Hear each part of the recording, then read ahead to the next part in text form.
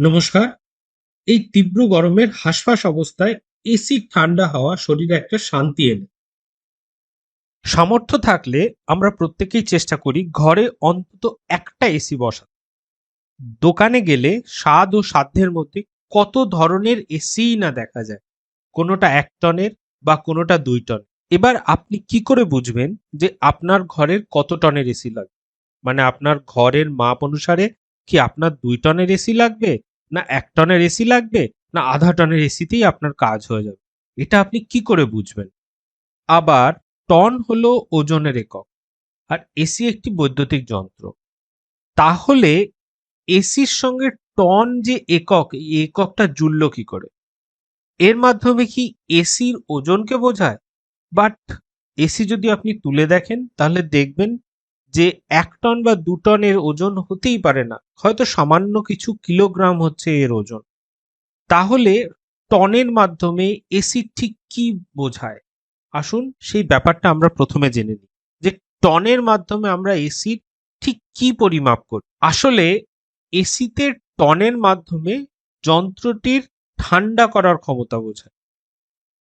AC ঠান্ডা করার আসল যে একক বা ইউনিট, সেই ইউনিটটা হচ্ছে British thermal unit per hour, এবং ১২,০০০ বিটিইউ পার আওয়ারে ১ টন হয়।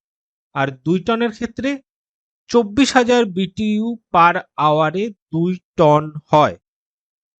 আন্তর্জাতিকভাবে স্বীকৃত মাপ অনুসারে আপনার ঘরের প্রতিটি স্কয়ার ফিটের জন্য ন্যূনতম 20 বিটিইউ পার আওয়ারের প্রয়োজন হয়।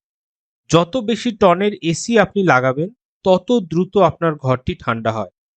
তাহলে একটা জিনিস আমরা জানলাম যে ঘর ঠান্ডা করতে একটা এসির মানে আন্তর্জাতিকভাবে স্বীকৃত যে ইউনিট, সেটা হচ্ছে ন্যূনতম ক্ষমতা, সেটা হচ্ছে 20 বিটিইউ পার আওয়ারের প্রয়োজন হয় পার স্কয়ার। এবার আপনার ঘর যদি হয় ১০০ স্কয়ার ফিটের, আপনি এইভাবে হিসাব করলে আপনি দেখবেন যে ন্যূনতম যে ক্ষমতার এসি আপনার প্রয়োজন হয় সেই ক্ষমতাটা হচ্ছে 0.66 টন। তার মানে আপনার ঘরের ১০০ স্কয়ার ফিটের একটা ঘর ঠিকঠাক ঠান্ডা করতে 0.66 টন ওজনের একটা এসির প্রয়োজন হয়। সেখানে দাঁড়িয়ে আপনি যদি একটা ১০০ স্কয়ার ফিটের ঘরের জন্যে ২ টনের এসি লাগান, তাহলে আমি বলবো যে আপনার যে রিসোর্স বা আপনার যে পয়সা, সেটা হচ্ছে অতিরিক্ত খরচ হয়ে গেল। কারণ যে ঘরটা 0.66 টন মানে ১ টনের একটা এসি লাগালেও কাজ চলে যেত, সেখানে আপনি আপনার অতিরিক্ত রিসোর্স ব্যবহার করে ২ টনের একটা এসি লাগাচ্ছেন। তাতে হয়তো সামান্য কিছু দ্রুত আপনার ঘরটা ঠান্ডা হবে, কিন্তু আপনার মেইন এসি লাগানোর যে পারপাস ছিল যে ঘরটা ঠান্ডা করা, সেটা তার থেকে অর্ধেক দামের ১ টনের এসি লাগালেই সেটার কাজ চলে যায়। তাহলে সবশেষে একটাই কথা বলবো যে একটা জিনিস খুব স্পষ্ট বোঝা যাচ্ছে যে শুধুমাত্র বেশি দামের এসি দেখেই বিনিয়োগ করা উচিত নয়।